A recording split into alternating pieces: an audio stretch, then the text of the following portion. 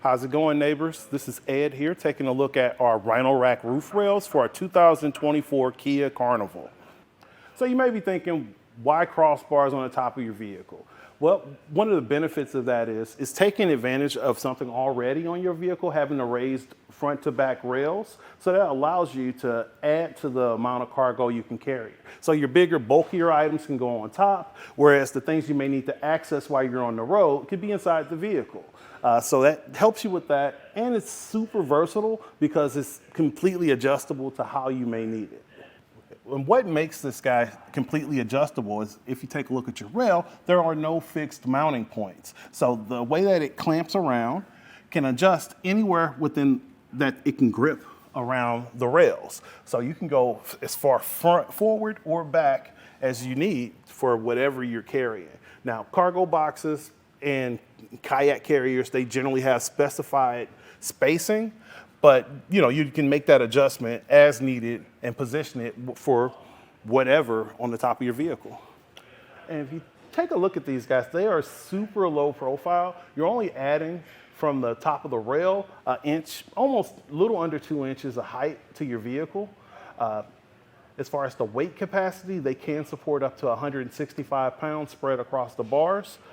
But you definitely want to make sure you're checking your manufacturer's recommendation of what the roof's capacity is. Included in the Rhino Rack are the plastic locks for your end caps. You can change those guys out to metal locks for higher security.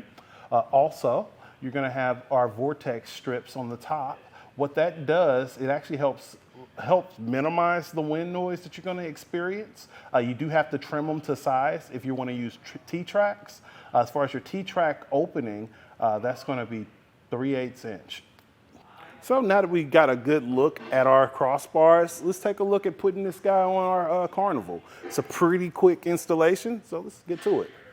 So with the installation of your crossbars, you're going to have 2 clamps that are going to connect to your raised rails and your bar itself. You're also going to have an included tool that has its own torque measuring, and I'll show you how that works once we get up there, and a key, a plastic key that locks on your end cap. So you're going to unlock your end cap here, and you're going to align this box along with the channel in the bar. Just going to slide that guy in, making sure you don't want to tighten it down yet. You want to do that portion once you get it back on the roof. And I just throw the end cap back in so I can keep the clamp in position, and I'll do the same thing on the other side. So now that we have our clamps attached to our bar, you can do this by yourself. You just want to be a little bit cautious of your finish on your vehicle, but you can reach over and rest the clamp on the opposite side and then just secure it right here, and then make your way to the other side to kind of align it before you tighten it down. So this will require you to remove your end cap again, but again, the whole purpose of just locking it on was just to make sure you didn't lose your clamp for your cross rail. So if you take a look down in here, you'll see a long bolt that you're going to use the included Rhino Rack tool to tighten up after you check the alignment to make sure that you're even. All right, and so now we're just going to make sure we get our clamp open on the driver's side to make our connection. And you can see that our clamp has this rubber pad that's wrapping around our raised rail, and it actually grips underneath. This is going to allow it to make contact with your vehicle and protect your rail. But the drawback on that is because it is a universal clamp, you're going to have a gap here that's going to pick up wind noise on all 4 feet. So, this is kind of a drawback, but the plus is you are able to support up to 165 pounds. To figure out your crossbar spread, you're going to go on center from the middle to of both bars to see what that distance is. And depending on the accessory you're using, that determines how far away you need to be. Because you don't have a fixed system, you can adjust it however you need. You can move it forward, slide it back, however it works for you. As I'm tightening the bolt, you can see that the end of the wrench flexes out, and that is because this is a torque wrench.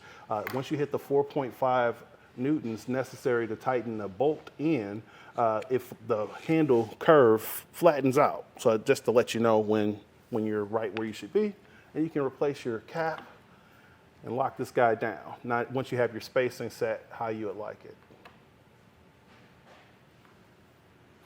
So overall, the Rhino Rack bars are super easy to install. Like I would venture to say it take you about 15 to 20 minutes if you once you have everything laid out to install it on your vehicle, maybe even quicker if you had a second set of hands.